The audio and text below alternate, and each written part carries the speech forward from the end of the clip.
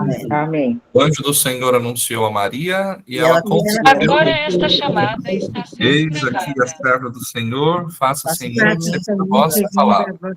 E o verbo de Deus se fez carne e habitou entre nós. Ave Maria, cheia de graça, o Senhor é convosco. Bendita sois vós entre as mulheres, bendito é o fruto do vosso ventre, Jesus. Santa Maria, Mãe de Maria, Deus, Mãe de Deus, rogai por nós, nós, pecadores, agora e na hora de nossa morte. Amém. Rogai por nós, Santa Mãe de Deus, para que sejamos promessa de Cristo.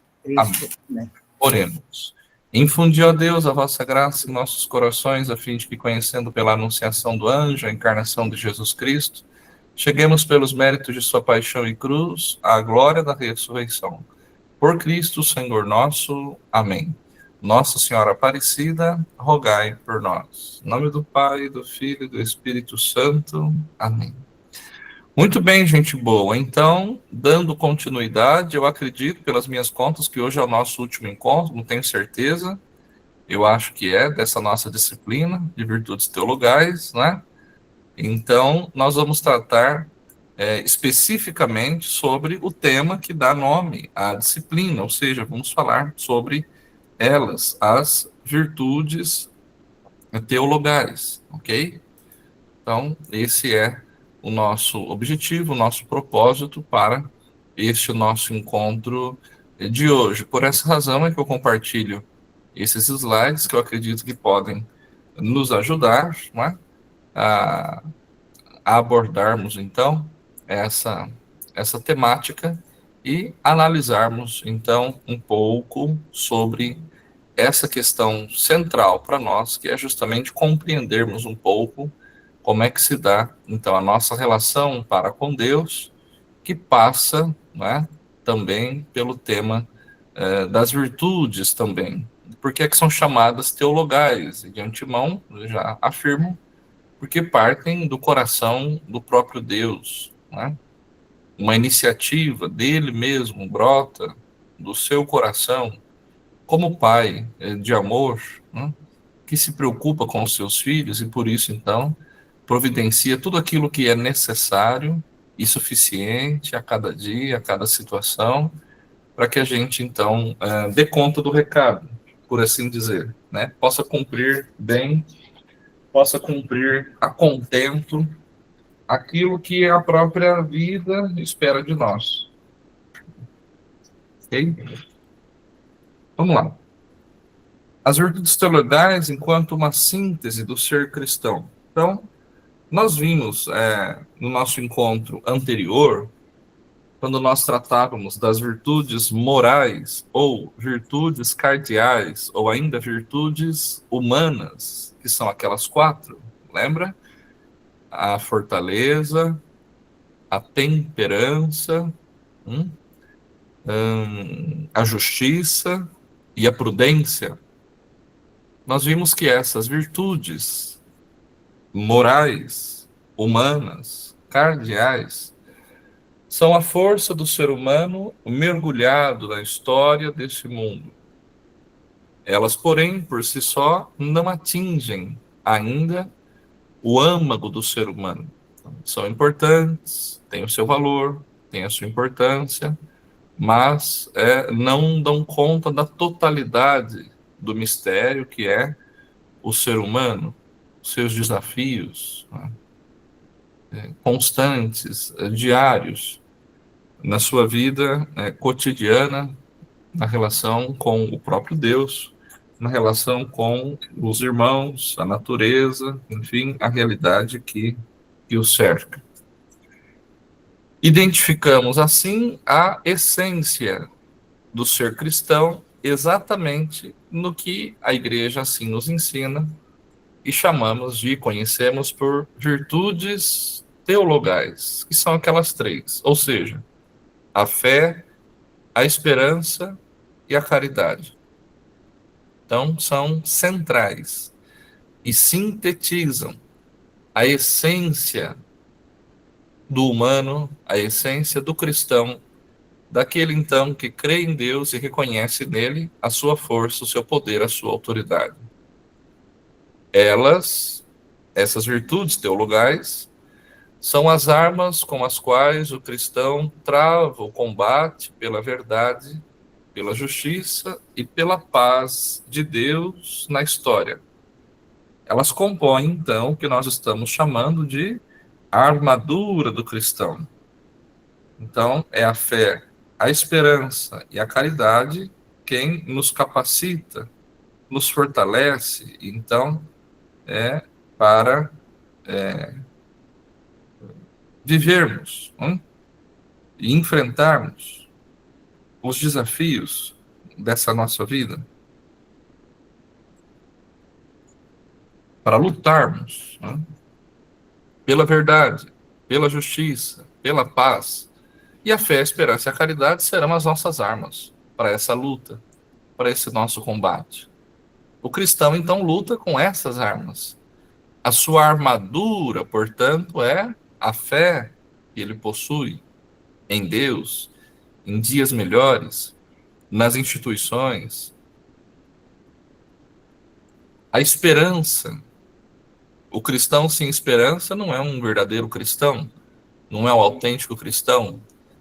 Não combina ser cristão e não ser esperançoso. O cristão é o homem de esperança. O cristão é alguém que tem, acima de tudo, esperança. Não adianta dizer que tem fé e não tem esperança, e vice-versa, dizer que tem esperança e não tem fé. E a caridade, que é aquilo que nos distingue, é o distintivo do cristão. Ser cristão é ser caridoso, necessariamente. Uma coisa não existe, então, ou não deve existir sem a outra, ok? São Paulo explicita isso ao dizer: sejamos sóbrios, revestidos da couraça da fé e da caridade, e do capacete da esperança na salvação. Já sabemos que uma pessoa virtuosa procura em todas as circunstâncias uma vida que seja firme na disposição para a prática do bem, de modo a podermos então relembrar aquela definição de Santa Teresa de Jesus sobre a vida virtuosa. O objetivo da vida virtuosa é tornar-se semelhante a Deus. Então nós já vimos, não é? Anteriormente, o que é que o homem, o que o cidadão, o que o sujeito precisa fazer para ser considerado virtuoso. Virtuoso é aquele que livremente pratica o bem. É aquele que, podendo ser corrupto, é honesto. É aquele que, podendo ser mentiroso, fala a verdade. É aquele que, podendo, enfim, pecar, se mantém na graça de Deus, e assim por diante, né? Aquele que, podendo, enfim, difamar, respeita o seu semelhante, né? É aquele que, podendo fofocar, ele então guarda a língua na boca e não espalha aquilo que ele não sabe acerca de quem quer que seja, né? Então é esse que livremente pratica o bem. Veja, observem que, como certamente acho que nós já vimos no nosso encontro anterior, essas questões independem da religião. Então alguém pode dizer, mas é só porque ele é cristão, é só porque ele é católico que ele então age assim? Não, não. Essa é uma questão ou um ponto, enfim, um desafio, um dilema para todo ser humano, independe dele ser cristão. Agora, sendo cristão, tanto mais, eu costumo dizer. Em sendo cristão, essa exigência, então, essa obrigatoriedade, por assim dizer, aliás, a vida virtuosa se torna, então, necessariamente uma obrigação, uma exigência natural da vida, simplesmente porque a vida virtuosa é tornar-se semelhante a Deus.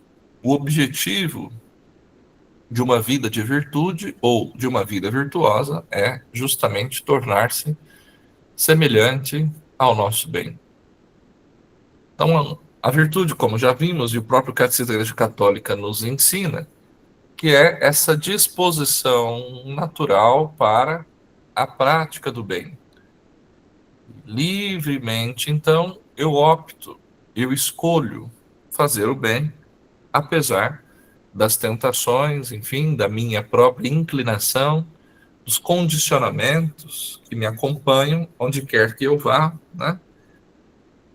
Da cultura a qual eu esteja, porventura, inserido, e que naturalmente vão me conduzindo para o erro, o pecado, a prática daquilo que não combina com a vontade de Deus, e eu livremente, então, né, me disponho a fazer o bem, a, a assumir a verdade como um compromisso ético, né, na minha vida. No Novo Testamento, isso vem claramente caracterizado como sendo as obras da fé, os sacrifícios da caridade e a firmeza da esperança. Tá? Então, é assim que nós encontramos no Novo Testamento essa caracterização ou essa definição, repito, obras da fé, sacrifícios da caridade ou ainda a firmeza da esperança. Essa tríade, fé, esperança e caridade, marca a originalidade cristã, pois elas fundamentam, animam e caracterizam o agir moral do cristão, informam e vivificam todas as virtudes morais. Então, só é possível agir com prudência, com fortaleza, com temperança, e com justiça, se antes estiver claro para nós a fé, a esperança e a caridade. Só é possível realizarmos a vontade de Deus na nossa vida, por assim dizer, se tivermos claro a fé, a esperança e a caridade, que nos impulsiona, que nos encaminha para frente, que nos fortalece como uma mola propulsora que nos ajuda a viver. Que nos coloca, então, primeiro, diante de nós mesmos, como alguém diante de um espelho, que se encoraja, se fortalece e busca viver bem, busca praticar o bem, busca praticar a caridade, ok? As virtudes teologais exprimem aqueles hábitos, então, ou atitudes infundidas por Deus e que têm a Deus mesmo como objeto. Então, a fé, a esperança e a caridade exprimem em nós aqueles hábitos, aquela disposição necessária. Veja, infundidas pelo próprio Deus. Por isso chamam teologais, porque vem de Deus, que brota no seu coração. Ele mesmo se encarrega de, como eu disse no início, providenciar aquilo que é necessário e suficiente e nos oferecer de presente, gratuitamente. Às vezes a gente fica pensando o que a gente precisa fazer para poder, de repente, ter a atenção de Deus, ter a graça de Deus, ter o benefício de Deus, ter o socorro de Deus. E uma definição como essa está nos ensinando que, em tese, já há dentro de nós essa iniciativa do próprio Deus. Ou seja, se minimamente vivermos de acordo com a nossa própria natureza, que é divina, pela fé nós acreditamos que viemos de Deus e para Deus um dia nós iremos voltar, e não precisa ser logo, né? Que demore bastante. Enquanto estivermos aqui nessa terra, teremos sempre o desafio de viver de acordo com essa nossa natureza, que é divina. Se eu conseguir, na minha caminhada, ir divinizando as situações, as coisas, as amizades, os encontros, os bons encontros, com aqueles que passam por mim, com aqueles que convivem comigo, com aqueles que estão à minha volta, eu estarei agindo de acordo com a minha natureza. eu estarei então bem habituado com atitudes que brotam do coração do próprio Deus e que me influenciam e que me encorajam. E assim eu estarei compreendendo muito bem qual é, de fato, a vontade de Deus para minha vida, para minha história. Tudo bem até aí? Tranquilo? Estão entendendo, acompanhando? Maravilha. Podemos seguir?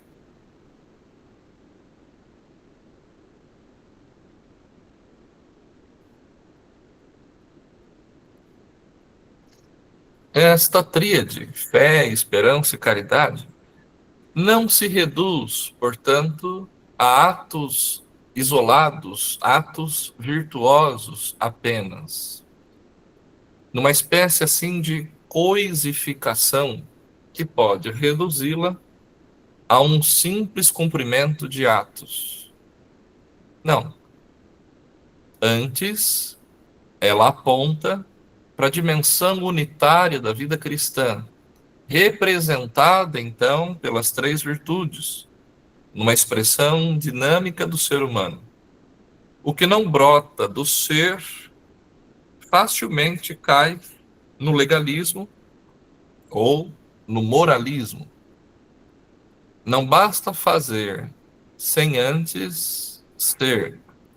O fazer não é outra coisa que o ser em ação. Tal ser, qual fazer. Então, o fazer segue o ser, não ao contrário. Afirmar que o ser segue o fazer é entender que, por exemplo, a nossa vida virtuosa derive, talvez, de fora para dentro, o que não é verdade. A vida virtuosa se dá justamente quando temos a coragem de viver de dentro para fora. Antes importa ser virtuoso. Para que, sendo virtuoso, naturalmente a gente possa fazer uma vida virtuosa, levar uma vida cheia de virtude, uma vida carregada de boas atitudes, de boas escolhas, de bons hábitos. Percebem? Então aqui nós temos um tema central dentro da teologia moral, que é justamente a diferença entre ato e atitude. Eu não lembro se eu já falei para vocês, mas enfim, nunca é demais recordar. A diferença fundamental que existe entre ato e atitude é que ato é algo isolado. Correto? Quando alguém então afirmar, foi um ato isolado. Ou quando alguém erroneamente, para tentar justificar uma ação, diz assim: ah, foi um ato impensado. Agir sem pensar. Eu costumo dizer, não, ninguém age sem pensar. Não existe ato impensado. Talvez o que você está querendo dizer é que você não pensou suficientemente para tomar essa decisão. Talvez você não calculou, não mediu, não pensou nas consequências, né? Antes de tomar atitude, ou antes de tomar aquela decisão, antes de fazer aquela escolha. E agora, então, você paga a consequência da escolha que você fez. Você arca com a consequência, né, da escolha que você fez. Tudo bem. Mas não é possível afirmar, ah, eu agi sem pensar. Não, isso não existe. Todos nós pensamos, somos seres racionais. E seres racionais pensam. Por mais que alguns, às vezes, a gente tenha a impressão que não pensam, mas isso é uma outra história. Por mais que alguns você, de repente, pare e fale, mas será que esse sujeito pensa? Com essas atitudes, com essas escolhas, com essa decisão que toma, dá a impressão que não pensa, né? Pois é, não, pensa. Talvez não pensa adequadamente. Talvez não se sirva dos melhores critérios, né, para tomar as decisões, as escolhas, as atitudes que faz. Mas sim, não existe ato sem pensamento, tudo bem? Então, uma coisa é um ato isolado. Uma coisa é a pessoa cometer um erro, por exemplo, que se diz agiu sem pensar. Eu costumo dizer, não, agiu pensando pouco. E agir sem pensar, ninguém age sem pensar. Agiu pensando pouco. É um ato apenas. É a pessoa que vem se confessar e diz, padre, eu cometi esse pecado. E aí, para ajudar o padre a entender, a conhecer minimamente a pessoa que está ali se confessando, ele pode então perguntar: tá, por exemplo, esse pecado que você está confessando foi somente uma vez? Ou, de repente, você está me falando de uma atitude de pecado? Você está confessando um ato, que é um ato isolado, ou você está confessando uma atitude? Assim nós compreendemos a diferença, percebam se vocês estão entendendo, que a diferença entre ato e atitude é que ato é algo isolado e atitude são atos que se repetem. Pegaram, entenderam? Ato, algo isolado. Um dia, uma vez, falou, fez, deixou de falar, deixou de fazer, enfim, se omitiu, pronto, passou. Atitude é quando o sujeito assume um jeito de ser marcado por aquilo, seja vicioso ou virtuoso.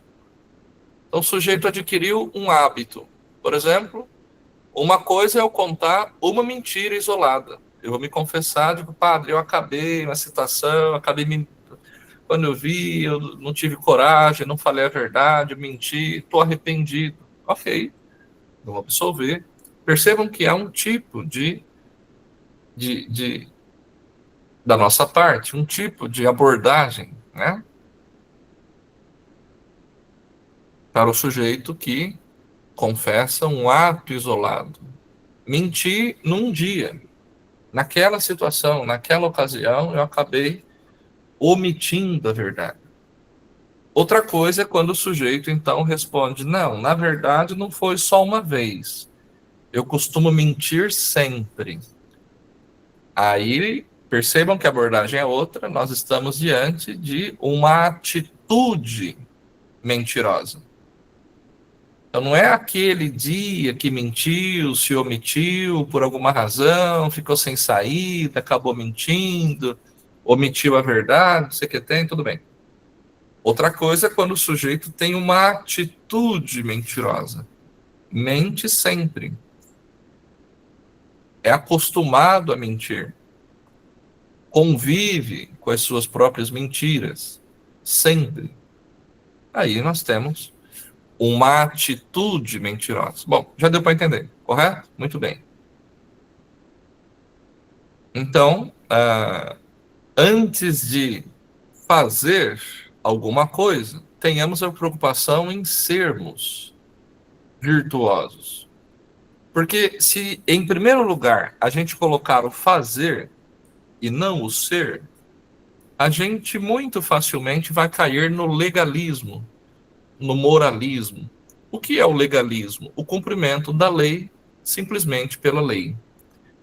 Você obedece e cumpre a lei ou por medo, ou por interesse, e não porque de fato você entendeu o sentido da lei para ajudar então a ser feliz, a ser livre, a fazer a vontade de Deus e etc.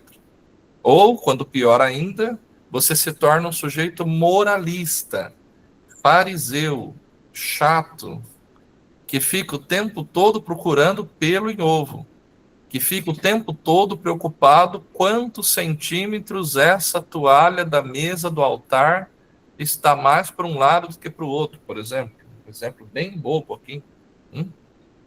Aquele fariseu que está preocupado com a roupa do vizinho que veio na missa e esquece de preocupar com a realidade dele na presença de Deus, na forma com a qual ele se relaciona com Deus, se está sendo também verdadeira, honesta, sincera. e que ele gasta tanto tempo cuidando da vida do outro, gasta tanto tempo preocupado para saber se o outro, então, está conseguindo fazer a vontade de Deus ou não, e ele esquece de fazer a sua própria parte, de cumprir aquilo que é esperado dele também. Então, fazer não é outra coisa senão um ser em ação. Se eu sou cristão, se eu sou virtuoso, naturalmente, tudo aquilo que eu faço é natural. Eu já faço por natureza. Faz parte do meu ser virtuoso. Eu vou me encaminhando, ou encaminhando a minha vida, vou tocando o barco, vou seguindo, procurando em tudo fazer a vontade de Deus. E assim por diante. Então, assim ou isso significa viver de dentro para fora, né? Preocupado primeiro em ser do que fazer alguma coisa. Tem gente que está o tempo todo preocupado em mostrar alguma coisa para os outros. Está o tempo todo preocupado em exibir-se de alguma forma, de alguma maneira, numa busca incansável, incessante por autoafirmação, por assim dizer. Olhem para mim, me percebam, me notem, vejam como eu sou bom, vejam como eu sou santo, vejam como eu dou conta do recado, etc, etc, né? Desse jeito.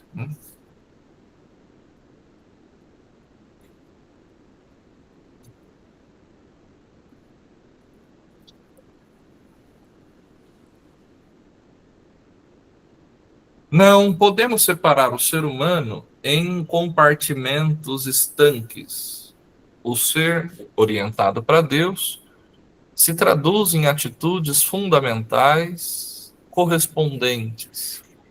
As virtudes teologais, portanto, apontam para esse nosso enraizamento em Deus, do qual jorram os frutos correspondentes da graça do Espírito, que no dizer de São Paulo são justamente a caridade, a alegria, a paz, a afabilidade, a bondade, a fidelidade, a doçura e a temperança. Veja, o que são aqui, o que nós acabamos de ouvir, os frutos da vida no Espírito, correto? Que as cartas paulinas, assim, nos apresentam os frutos que naturalmente jorram da vida da graça, os frutos correspondentes num compromisso, então, do humano para com Deus, ou do humano que vive segundo o Espírito. Então, as virtudes teologais, elas apontam, né, para esse nosso compromisso, para esse nosso segmento, para esse nosso enraizamento, estarmos enraizados em Deus. Naturalmente, esses frutos, então, brotam de uma vida orientada para Deus, com atitudes, naturalmente, então, bem fundamentadas, segundo a vontade de Deus. Nós afirmamos no começo que não é possível, ou não podemos, separar o ser humano em compartimentos estanques, como se fossem, assim, gavetinhas que nós abrimos. E, por exemplo, eu fico bastante incomodado quando alguém, então, diz assim, essa questão é política, não tem nada a ver com religião. E eu costumo dizer, política tem tudo a ver com religião. Religião tem tudo a ver com política. E aí espero que você não fique escandalizado ao ouvir eu falar isso, porque eu não, ao dizer isso, não estou aqui afirmando política no sentido de politicagem, política no sentido partidarista, mas política no sentido de negociação que nós fazemos o tempo todo. A vida é política com P maiúsculo por excelência. O tempo todo, tudo que nós fazemos é política, ou seja, nós negociamos prazos, nós negociamos valores, nós negociamos acordos, Nós, então, nos respeitamos. Então, enquanto eu falo, você escuta. Enquanto você fala, eu escuto. Tudo isso é política. Nós estabelecemos, então, alguns acordos. Esses acordos são e devem ser políticos, por natureza. Então, é nesse sentido que religião, portanto, tem tudo a ver com política. No sentido de que tudo aquilo que nós fazemos no nosso dia a dia tem, mesmo sem a gente perceber, um impacto natural na vida dos outros. Porque nós não somos seres isolados. Ninguém é uma ilha. Nós vivemos em sociedade, em comunidade. Então, todas as nossas escolhas, todas as nossas atitudes, todas as nossas ações sempre vão impactar na vida do outro, no gosto do outro, na liberdade do outro. Sendo assim, essa nossa relação, ou seja, a alteridade, é política. O espaço onde nós, então, decidimos, escolhemos, concordamos ou não, e está tudo bem. Né? Acima de tudo, o que nós devemos é sempre nos respeitar. Porque você tem uma fé diferente da minha, porque você tem uma crença diferente da minha, você tem um comportamento diferente do meu, porque você tem convicções diferentes das minhas. E a gente, então, pode não concordar em tudo, mas, acima de tudo, nós nos respeitamos. E o grande dilema, o grande desafio para todos nós, então, é aquele que o próprio Jesus nos deixou como um mandamento, ou seja, como uma ordem, uma imposição, e não como uma escolha. Ah, ama só se você quiser. Ama só se você dá conta. Ah, ama só o dia que você tiver afim. Não. Ama o seu próximo como a ti mesmo. Procura amar o seu irmão assim como eu amei vocês. Ora, como é que ele nos amou? Dando a vida. Como é que ele nos amou? Se sacrificando por nós. Como é que ele nos amou? Até o fim. Podendo desistir, podendo dar o fora, podendo voltar atrás, ele perseverou. Ele insistiu na sua proposta revolucionária de amor a todos, todos e todos, sem distinção. Esse é o principal dilema para nós, o principal desafio. Porque algumas pessoas, nós bem sabemos que são fáceis de amar, não é isso? Tem pessoas que é uma maravilha a gente amar, que querem a gente bem, que tratam a gente bem, que respeitam a nossa vida, o nosso jeito, né? Que não nos dão um pingo de trabalho, pelo contrário. Dá presente para a gente, convida a gente para almoçar, é respeitoso com a gente, às vezes até puxa o saco da gente, enfim, né? Quebra o nosso galho, facilita a nossa vida, assim, esses são tranquilos. A gente ama, que é uma beleza. Entretanto, nós sabemos muito bem que existe sempre um cunhado, uma sogra, não, brincando, existe sempre situações e pessoas que são exigentes, que exigem de nós uma paciência histórica, que exigem de nós uma porção redobrada, né? De muito amor, de muita tolerância, de muito respeito, que na Diocese de Lins não, só aqui para os lados de Marília, que às vezes dá vontade de voar no pescoço, e a gente então passa por cima e ama, de um jeito ou de outro. Correto?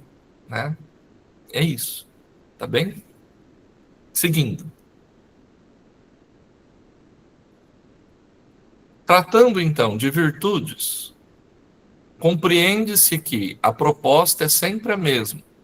Aquilo que leva o homem, veja, homem com H maiúsculo, ou seja, o ser humano, dentro de um caminho moral para uma vida virtuosa, considerando que as virtudes são a via mestra para que possamos então agir bem.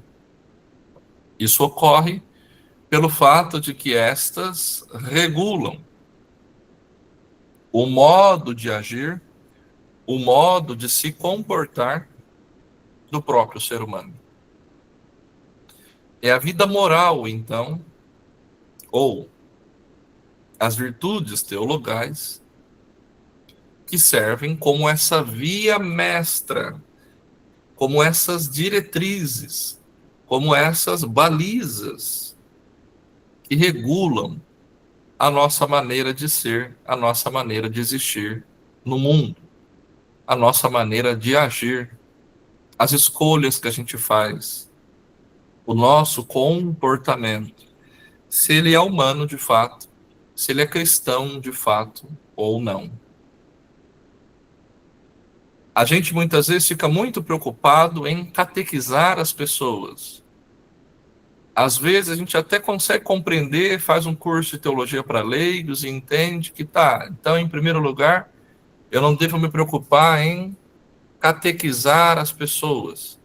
Eu devo me preocupar em cristianizar as pessoas, ajudá-las a serem cristãs, a conhecerem o Cristo, a terem com ele uma experiência de fé, de amor e tudo mais. Ok, já é um avanço. E aí eu faço um apelo para que a gente avance um pouco mais, e eu insisto que antes de cristianizar, antes de catequizar, eu entendo que nós devemos humanizar as pessoas. Partindo, em primeiro lugar, de nós mesmos. Um processo de humanização. Porque se eu não me comporto como humano, se eu não te enxergo como humano, eu posso cair na tentação de se tratar de qualquer jeito, desrespeitando a sua integridade, desrespeitando o seu jeito de ser no mundo, desconsiderando aquilo que o próprio Deus, então, te deu de presente, que é justamente a capacidade de agir no mundo como o próprio Deus, ou seja, a sua imagem, a sua semelhança, a ter no mundo um olhar do próprio Deus. Sim, enxergar as realidades que nos cercam com o olhar de Deus. Eis o nosso maior desafio. E é um desafio que nos acompanha a vida inteira, ok? As virtudes morais, elas são adquiridas humanamente. São os frutos e os germes de atos moralmente bons, como nós já vimos. Portanto, elas dispõem todas as forças do ser humano para entrar em comunhão com o amor divino. E aqui a gente está citando o Catecismo da Igreja Católica, no número 1804. Aliás, durante todo esse trecho, lá no Catecismo da Igreja Católica, nos números 1800 e pouco, a gente encontra todo o tratado das virtudes teologais presentes no Catecismo, e vale a pena você dar uma visitada, se assim você puder, quiser. Compreendemos dessa maneira que as virtudes morais são frutos de uma disposição interior do homem para cumpri-las. Não há como pensar um homem virtuoso, um ser humano virtuoso, sem que o mesmo caminhe rumo a uma estrutura daquilo que em teologia moral nós chamamos de opção fundamental. E aí vamos falar melhor sobre isso daqui a pouco. Caso contrário, o mesmo poderia incidir em uma ação errônea, pois não havendo essa disposição interior, não haveria como o ser humano fazer de seu agir uma ação virtuosa, na busca constante pelo bem. Dessa maneira, compreendemos o quão desafiante é, para o ser humano, cumprir esse processo de vida virtuosa, sabendo que o mesmo traz em si a marca do pecado original. Então, em outras palavras, o que eu estou dizendo, é difícil pra caramba fazer a vontade de Deus. É difícil pra caramba no dia a dia você dar conta do recado. É difícil pra caramba no dia a dia você ter a paciência necessária para suportar os perrengues da vida. e dar conta do recado sem chutar o balde, sem jogar tudo para o alto, sem voar no pescoço do vizinho que torra a nossa paciência. Mas veja, difícil não quer dizer impossível. Ser cristão é difícil mesmo. Eu acredito que vocês já me ouviram falar certa vez, várias vezes, de que ser cristão, portanto, não é para gente frouxa. Ser cristão não é para qualquer um. Ser cristão é desafiante mesmo. Ser cristão nunca foi fácil para ninguém. Ser cristão é exigente, ser cristão é difícil, ser cristão é um desafio. Porque é nadar contra a maré, é luta constante, é andar na contramão. Isso é ser cristão, não é isso? Né? O mundo tem o seu fluxo, a sua correnteza, que vai levando, empurrando as pessoas, sei lá para onde. E a proposta cristã, então, a proposta do cristianismo, é exatamente ir ao contrário do mundo, ir de frente com o mundo, caminhar frontalmente na oposição. Então, o mundo o tempo todo tem um discurso de ódio. E nós, então, porque somos cristãos, abraçamos o discurso do amor. O mundo o tempo todo tem um discurso de mentira. Não só um discurso, mas uma prática voltada pela mentira. Que você sempre tem que dar um jeitinho para resolver as coisas. Tem que dar um jeitinho para solucionar os problemas. E se preciso for, mente, engana, omite, esconde, camufla. E o tempo todo, a proposta cristã é a proposta da verdade, porque o Cristo é a própria verdade. Não é isso? Ele assim se apresenta. Eu sou o caminho, a verdade e a vida. A proposta do mundo o tempo todo é a proposta da morte. De preferência, assim, se você puder tirar do seu caminho quem te atrapalha, vá em frente. Se você não mata de um jeito, você mata do outro. Talvez você não vai matar com uma arma de fogo, mas você vai matar com a arma que talvez pode ser pior do que uma arma de fogo, que é a arma da língua. Destruindo, né, a boa fama, destruindo a reputação alheia, destruindo, matando, né, a imagem do outro. A proposta cristã é exatamente o oposto. Enquanto o mundo propõe a morte, a eliminação de quem pensa diferente, a proposta cristã é a proposta da vida. A proposta de preservar a vida, veja bem, de todos. De todos. Toda vida importa, portanto, para o cristianismo. Então, meu querido, minha querida, sinto muito, eu não sei, com todo respeito, a gente se conhece muito pouco, mas se algumas 2, 3 semanas atrás você comemorou achando que aquela ação desastrosa da polícia do Rio de Janeiro foi um sucesso, assim como o governador cristão católico, na sua entrevista, declarou, foi um sucesso. Nossa, a nossa operação foi um sucesso. Se você aplaudiu, dizendo que foi um sucesso mesmo, matou pouco, devia ter matado mais, sinto te informar, você não entendeu ainda muito bem qual é a sua fé. Nós entendemos toda a problemática, nós entendemos que ali não tinha nenhum anjinho, nós sabemos muito bem que ali, né, eles estavam muito bem armados, talvez até melhor armados do que a polícia, mas uma vez que você apela, por assim dizer, para matança, você pode tentar argumentar de tudo quanto é forma, eu vou dizer para você, concordo, mas comemorar a morte não é cristão. Morte de ninguém se comemora. Ah, mas era um monte de vagabundo, um monte de inimigo, um monte de gente, bandido e etc. Pois é, a gente costuma chamar de bandido quando é filho do outro, né? Se fosse filho da gente, se fosse o seu filho lá, com uma arma na mão, vendendo droga, você não ia chamar de bandido. Porque quando o seu filho erra, você chama ele de qualquer coisa, menos de bandido. Então é bacana a gente tacar pedra quando é o filho do outro. Quando é o filho da gente, opa, tudo muda de figura, né? Quando é o marido da casa vizinha, a gente chama de pinguço, cachaceiro.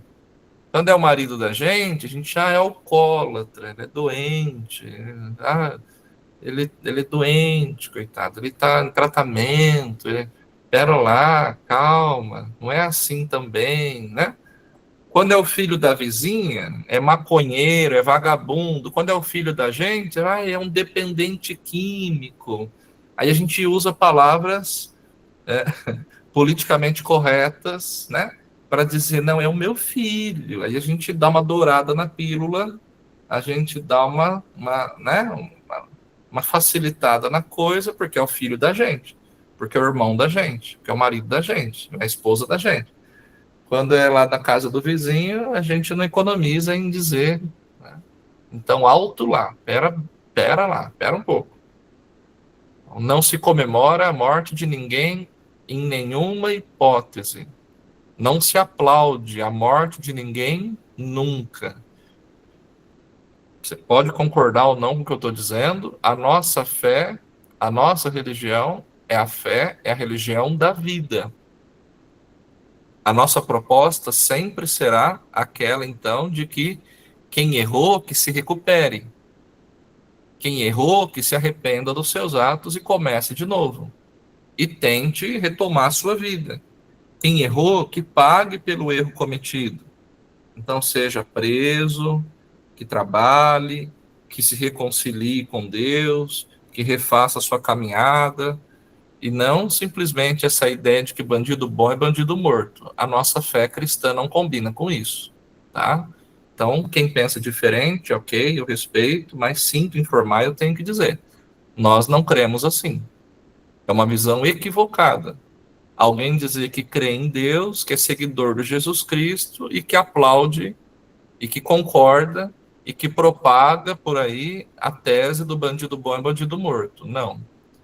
Bandido bom é bandido preso, bandido com propósito de se reconciliar, bandido com propósito de refazer a sua vida. Porque se nós não pensamos assim, simplesmente nós desconsideramos, por exemplo, o próprio sacramento da reconciliação.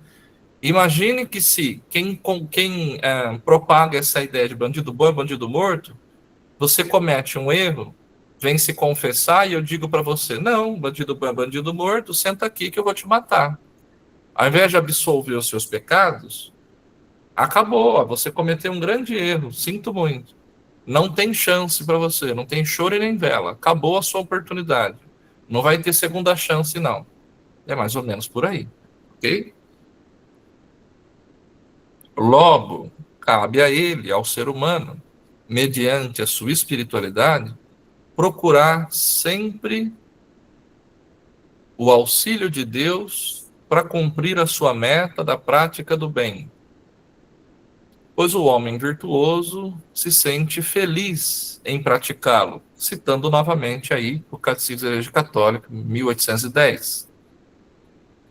Assim como um raio de luz, atravessando o cristal, se decompõe todo numa escala de cores, da mesma forma, a simplicidade de nossa opção fundamental, quando movida pela graça divina, se expressa na complexidade da existência humana, assume necessariamente muitas formas. Então, explicando aqui o que eu estou chamando de opção fundamental. Quando a gente estuda teologia moral, esse é um conceito-chave. Opção fundamental é aquela escolha que a gente faz aquela opção que a gente faz que fundamenta todas as outras escolhas. Por exemplo, opção pela vida. Opção fundamental, a nossa, deve ser sempre por Jesus Cristo. Vocês já devem ter me ouvido falar que a nossa fé é e deve ser cristocêntrica. O Cristo sempre deve estar no centro. Uma vez que você faz a opção fundamental por Jesus Cristo, todo o resto, então, você vai enxergar com os olhos de Deus. A partir, então, você enxerga a vida a partir dessa ótica, a partir desse prisma. Uma visão marcada, então, pelo divino, pelo sagrado.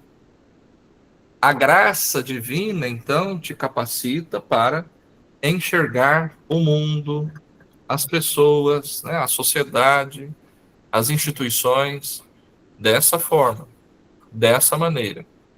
Então, a nossa opção fundamental, a nossa escolha mais importante na vida, antes de escolher a esposa, antes de escolher o marido, antes de escolher ter 2, 3 filhos, antes de escolher essa ou aquela profissão, antes de escolher, enfim, tudo aquilo que a gente escolhe livremente, a escolha fundamental, a escolha primeira da nossa vida, a mais importante, deve ser a opção por Deus na pessoa de seu Filho Jesus Cristo. Tá claro? A isso nós chamamos de opção fundamental, que dá os fundamentos para todas as outras escolhas. Padre, o senhor está dizendo que eu devo escolher por Jesus? Significa que, de repente, eu posso fazer uma opção fundamental por outra coisa a não ser Jesus? Sim. Infelizmente. Tem gente que faz opção fundamental pelo boteco. Tem gente que faz opção fundamental pela conta bancária. Tem gente que faz opção fundamental pelo egoísmo. Tem gente que faz opção fundamental pela fama, pelo aplauso, pelo reconhecimento. Tem gente que vive para isso, entendeu?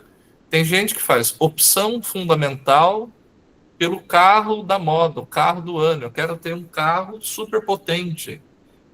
E aí ele fica cego para as outras coisas. Ele só enxerga o próprio carro. Que coisa, hein? Esquisito, né? Estranho. Mas acontece. É bem possível. Então, para nós que somos cristãos, a nossa opção fundamental, tá claro, deve ser por Jesus Cristo. A partir da minha escolha fundamental por Ele, essa minha escolha fundamenta, dá as bases, os fundamentos para todas as outras escolhas que eu posso fazer. E aí, então, a igreja propõe aquilo que chama de opção preferencial pelos pobres. Então, opção fundamental por Jesus Cristo, opção preferencial pelos mais pobres, pelos mais necessitados. Por aqueles, então, que precisam da minha ajuda, do meu apoio, da minha presença, do meu socorro, do meu auxílio, assim por diante. Ok? Portanto, minha gente, não há virtudes que sejam mera aquisição humana, porque Deus perpassa todo o nosso esforço humano. Existe aí uma dimensão ontológica a ser desvelada e que aponta para a graça na qual o homem vive permanentemente mergulhado.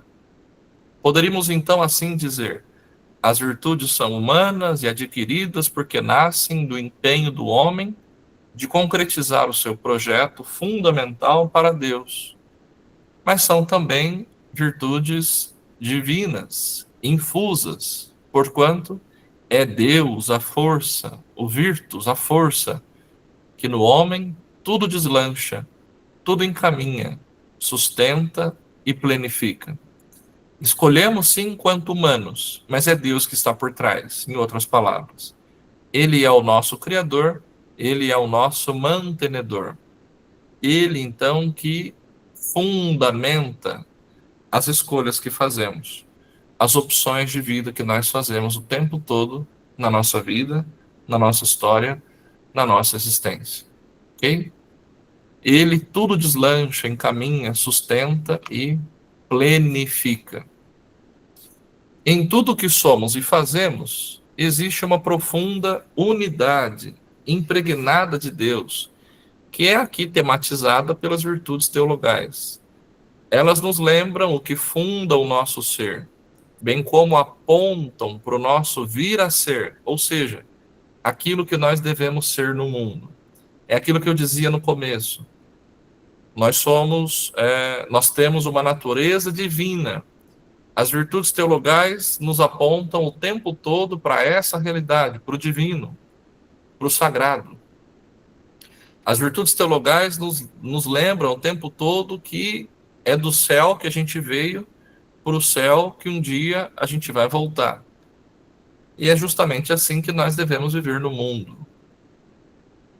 com o olhar do céu, com o olhar de Deus. Ok? É assim que nós devemos existir junto à natureza, por exemplo, no tratamento às pessoas que estão à nossa volta. Mediante a presença das virtudes morais em nós, é necessário galgar um caminho de vida. As virtudes teologais fundamentam, animam e caracterizam o agir moral do cristão. Informam e vivificam todas as virtudes morais. São infundidas por Deus na alma dos fiéis para torná-los capazes de agir como seus filhos e merecer a vida eterna. São o penhor da presença e da ação do Espírito Santo nas faculdades do ser humano. E aqui nós estamos citando novamente o Catecismo da Igreja Católica, 1813. Logo, as virtudes teologais são aquelas que têm a sua origem em Deus, como nós já dissemos, onde o Criador infundiu na criatura, como uma maneira de favorecer que ela procure uma vida de acordo com princípios e valores. Em síntese, ser um ser virtuoso não o impede de falhar, mas está inserido numa realidade, olha que importante isso aqui, de constância, de luta, de seguimento. Por isso que eu coloquei em negrito ali, em destaque. Constância, luta, segmento. Mediante a proposta de uma vida virtuosa, então, que se busca. Então, gente, finalizando esse nosso curso hoje, se ao final dele você entendeu que ser virtuoso é ser perseverante, é estar na luta, é não desistir de viver, é não desistir de lutar contra o pecado, contra o erro, contra a injustiça, contra a desonestidade, contra o ódio, né? Contra a mentira e assim por diante, você entendeu o propósito do nosso curso, o propósito de se buscar constantemente uma vida virtuosa.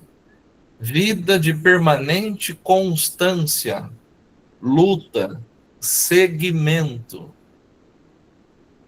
Eu já devo ter falado para vocês a diferença entre seguir Jesus e acompanhar Jesus. Vocês sabem que tem diferença, né? No Evangelho, sempre nos é mostrado um monte de gente que acompanhava Jesus. E vocês sabem que hoje em dia tem muita gente que acompanha Jesus. Tem gente que compartilha versículo bíblico todo dia na rede social. Que bom, bacana, que bonito. Ajuda na evangelização, né? Muito bem. Tem gente que anda com camiseta de Jesus, de Nossa Senhora, do santo tal, do santo tal. Maravilha. Que bom. Continue. Crucifixo pendurado no pescoço. Ótimo. Muito bem. A minha preocupação é: o sujeito consegue viver aquilo que ele tanto publica, tanto compartilha, e tanto mostra na camiseta, no crucifixo, no texto bíblico e etc. Porque senão a gente fala muito bonito, mas age muito feio. Senão a gente prega muito bonito para os outros e não consegue viver praticar aquilo que para a gente, então, deveria ser o feijão com arroz do nosso dia a dia. Então, a vida é luta, a vida é segmento, a vida é constância e perseverança. Muita gente acompanhava Jesus no Evangelho. Permitam dizer, vocês sabem que Jesus é uma mercadoria que vende muito bem. Muita gente vende a mercadoria Jesus. Quando de vez em quando eu tenho um tempinho livre, eu pego de propósito o controle remoto e dou uma sapiada assim nos canais. E aí eu vejo lá o pastor de chapéu, o padre com a calça apertada, o padre do chapéu, o padre da batina preta, o padre da batina branca, o padre não sei de que jeito, o pastor que vende a vassoura mágica, o pastor que vende o travesseiro mágico, o pastor que vende o feijão milagroso, o pastor que vende a água do Rio Jordão, o padre que vende a iogurteira Top Term. Eu fico pensando, gente do céu, o tal do Jesus é um produto muito rentável. É uma mercadoria que vende muito bem. Haja vista a quantidade de igreja que se abre nas nossas cidades. Quando eu passo na frente de uma igreja e vejo assim que tem um monte de carro, ou passo na porta de uma igreja e vejo assim que está bem lotada, que tem um monte de gente naquela igreja, eu digo, olha que benção, né? Olha, o povo está buscando a Deus. Mas aí eu lembro, eu falo assim, poxa vida, o povo reza tanto, mas por que ainda tem miséria na nossa cidade? Por que ainda tem gente que mora tão mal na nossa cidade? Por que tem gente que morre de fome, que não tem acesso à saúde de qualidade? Por que tem gente que vira e mexe ainda estão se matando por tão pouco? Mas não reza tanto? Talvez tem muita reza e pouco compromisso e pouca ação. Muita reza e pouca prática. Perceberam a diferença? Acompanhar Jesus, muita gente acompanha. Seguir Jesus é jogar no mesmo time. Seguir Jesus é estar na mesma barca. Seguir Jesus é comungar dos mesmos valores, dos mesmos princípios. Ah, padre, eu já comungo. Eu disse, não estou falando comer a hóstia, com todo respeito. Comungar é assumir os mesmos valores. Comungar, ter em comum a mesma vida dele, que foi morto injustamente, como inocente que sempre foi, por inveja daqueles fariseus, daqueles doutores da lei, que olharam para Jesus e enxergaram nele uma grande ameaça. Como assim ele está falando que é rei? Nós já temos um rei. E aí a coisa toda aconteceu. Para concluirmos, pessoal, a virtude da fé, portanto, traduz a entrega confiada em Deus e sua acolhida amorosa. Abre-se a luz na qual vemos a luz, como fonte da vida. Identifique em Jesus Cristo aquele que nos amou e se entregou por nós, o Deus que se faz autodoação, despertando em nós a resposta de amor já derramado em nossos corações pelo Espírito Santo. Pai, Filho e Espírito Santo são fonte e objeto da fé que opera pela caridade. O crer e o amar se entrelaçam, se relacionam, se intercambiam. Crer e amar devem caminhar junto. Não é possível a gente crer com os lábios e não amar com o coração. Aquele que crê deve necessariamente amar também. Senão é justamente o que estávamos falando. A gente fica muito na oração e pouco na ação. É aquela relação entre fé e vida. Se a fé não tem uma incidência na vida, se a vida não tem uma incidência na fé, tem coisa errada. A fé e o amor fortificam a esperança. tornam-nos capazes de esperar contra toda esperança, de não temer nem a própria morte, pois a certeza do amor de Deus em Cristo leva-nos à certeza de que em tudo vencemos graças àquele que nos amou. Impede que fiquemos, então, de braços cruzados ante o já conquistado. Abre-nos esperançosos para o futuro, o ainda não da salvação. Assim, fé, esperança e amor, fé, esperança, caridade, transformam-se assim em dinamismo gerador de vida, num mundo então marcado pela morte, num mundo marcado pelo pecado. São Tiago afirma de maneira categórica, e vocês devem se lembrar, a fé, se não tiver obras, é morta. Para arrematar, dizendo, com efeito, a religião pura e sem mancha diante de Deus Pai é esta: assistir os órfãos e as viúvas, ou seja, cuidar dos pobres, dos mais necessitados, em suas tribulações, e guardar-se da corrupção do mundo. Então, a contribuição aí do grande São Tiago, que nos ajuda a refletir que a fé sem obras é morta.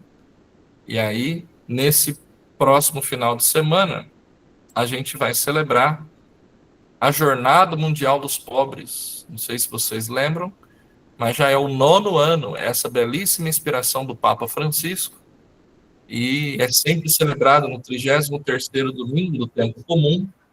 Então é nesse final de semana agora, né? 15, 16 de novembro, o Dia Mundial dos Pobres. O Papa Francisco presenteou a Igreja com essa visão delicada, né, de atenção, de cuidado para os que mais sofrem, da nossa atenção, do nosso carinho, da nossa presença, da nossa abertura para com eles. Muito bem, minha gente, eu penso que era mais ou menos isso. Dúvidas, complementos, observações? Deixa eu ver aqui.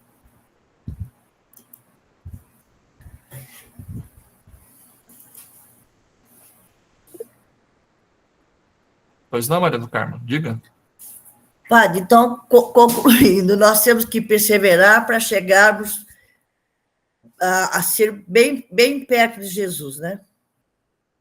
A gente tem que estar perseverando a cada dia para chegar um pouquinho perto dele, né? Para continuar. Na verdade, não é chegar, porque ele não está longe. Não, ele está longe, já está em nós, ele está no meio de nós. É assim que a gente responde pelo menos umas 3 vezes na missa, né? Correto? Verdade. Para não nos afastarmos dele. Às vezes tem gente que vem confessar e fala assim, pá, que Deus está longe de mim. Eu digo, não. Não. Deus não está longe de ninguém. Foi equívoco, mas não, ele está no meio de nós. Ele está em nós, que o Espírito Santo sente isso. Nós é que muitas vezes nos afastamos dele. Aí sim. Né? Ele está perto sempre. Seria uma grande contradição se ele se afastasse. Ai, pelo amor de Deus. Tá bom. Eu acho que essa aula foi um alerta para a gente ver um pouco diferente a nossa própria vida, né? Que bom. Se serviu pelo menos para isso, tá bom. Serviu. Mais alguma observação, complemento, dúvida? Não? Então, eu agradeço a paciência de vocês, né? Fizemos essa experiência aí nesse semestre, né? Esses encontros que tivemos. E eu desejo que vocês façam uma boa jornada, continuem aí, aqueles que já estão se formando, né? Então, parabéns pela conclusão do curso, para aqueles que continuam, né? Que Deus os acompanhe, que continuem perseverando na fé e procurando, claro, praticar aquilo que se reza, praticar aquilo que se lê, praticar aquilo que se canta, para que a gente entenda, de fato, a proposta do cristianismo, né? Enquanto um jeito de viver, um estilo de vida, né? Que marca a nossa vida, a nossa existência, nessa busca constante por sermos virtuosos, né? Diante dos desafios, diante das tribulações, das provações e tentações que fazem parte da vida. Sempre vão existir, sempre vão nos acompanhar. E a gente, então, vai se fortalecendo ainda mais com Deus, com o Divino Espírito Santo, né? Para a prática da fé, para a prática das virtudes no dia a dia. Tá bom, gente boa? Deus abençoe vocês, viu? Amém. Amém. Obrigado.